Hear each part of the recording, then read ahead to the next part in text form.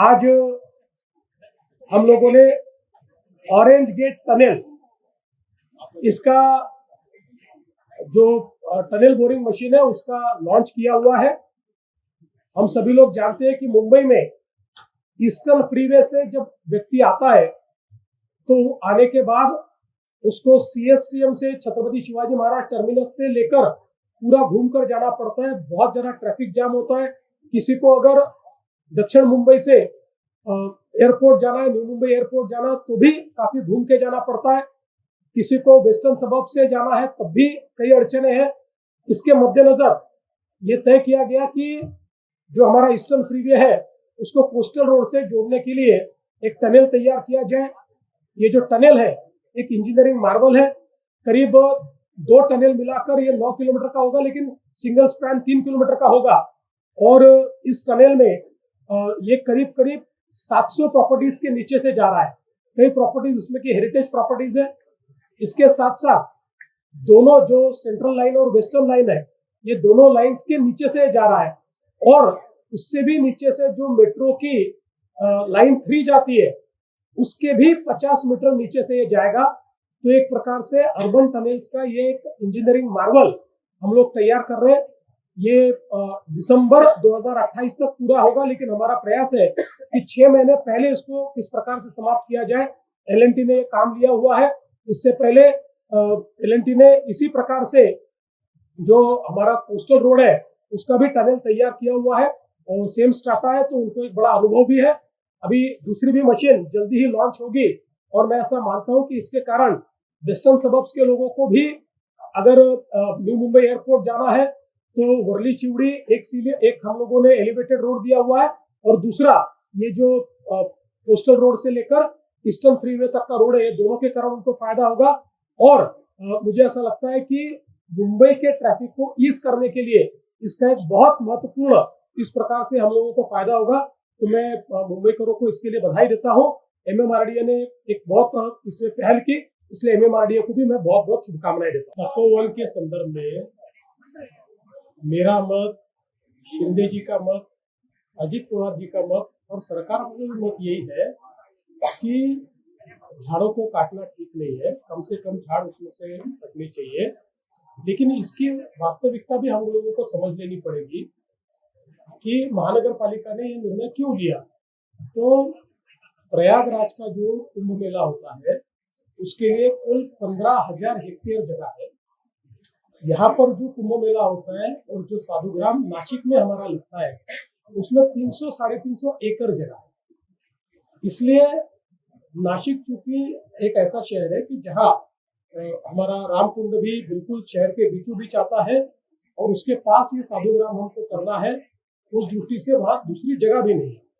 और अगर इस जगह के आप 2015-16 के गूगल इमेजरी देखेंगे तो आपको ये झाड़ नजर नहीं आते।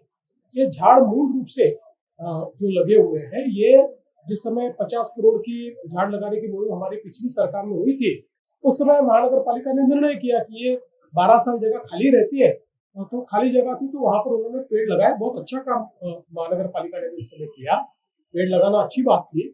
लेकिन अब जिस समय साधुग्राम बनाने का समय आया तो ध्यान में आया कि वो पेड़ों के कारण वहां पर साधुग्राम बनाना कठिन है। इसलिए उन्होंने फिर पेड़ों को काटने का निर्णय किया। लेकिन हम लोगों ने भी उनको एडवाइस किया और हमको भी ऐसा लगता है कि इतने बड़े पैमाने पर पेड़ काटना उचित नहीं है।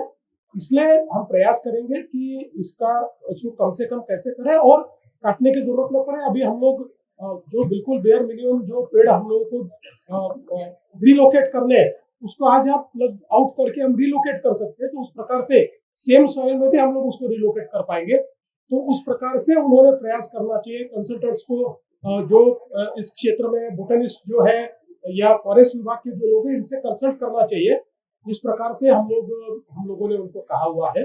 मेरा इतना ही कहना है कि इस पर जो राजनीति हो रही है वो राजनीति बहुत गलत है, क्योंकि कुंभ मेला एक हमारी बहुत ही प्राचीन ऐसे सनातन परंपरा है। और कुंभ मेला ये एक प्रकार से हमारा जो एक पर्यावरण के साथ, निसर्ग के साथ हमारा एक जो रिश्ता है, इस रिश्ते को व्याख्यात करने वाला है। इसलिए कोई नहीं चाहेगा कि कुंभ मेले में हम पर्यावरण का ह्रास करें। उल्टा इस कुंभ मेले के निमित्त से हम लोगों ने क्लीन गोदावरी कार्यक्रम हाथ में लिया है और गोदावरी को पूरा साफ हम लोग कर रहे हैं, प्लांटेशन बड़े पैमाने पर कर रहे हैं। तो मुझे लगता है कि इसमें राजनीतिकरण नहीं होना चाहिए, जो आवश्यक है वो किया जाएगा, लेकिन अनावश्यक किसी को भी पेड़ काटने नहीं दिया जाएगा। देखिए, पहली बार तो बात तो ये है कि ये कार्यकर्ताओं का चुनाव है, इसलिए हम तीनों पार्टियों ने तय किया कि जहां जहां कार्यकर्ता प्रबलता से चुनाव लड़ना चाहते हैं वहां कार्यकर्ताओं को लड़ने दिया जाना चाहिए, क्योंकि ये बिल्कुल हमारे आखिरी इकाई है शहरों में। और कार्यकर्ता हमेशा कहता है कि भाई आप लोगों के लिए हम मेहनत करते हैं, हमारे लिए आप कब करोगे। इसलिए हमने तय किया कि कार्यकर्ताओं को लड़ने दीजिए। हम तीनों नेता अपने कार्यकर्ताओं के लिए प्रचार में भी गए। मैं मुख्यमंत्री हूँ, लेकिन मैं 10,000 वोट वाले शहर में भी गया, क्योंकि वहां कार्यकर्ता लड़ रहा था और इस माध्यम से लोगों तक हमारी बात पहुंचती है।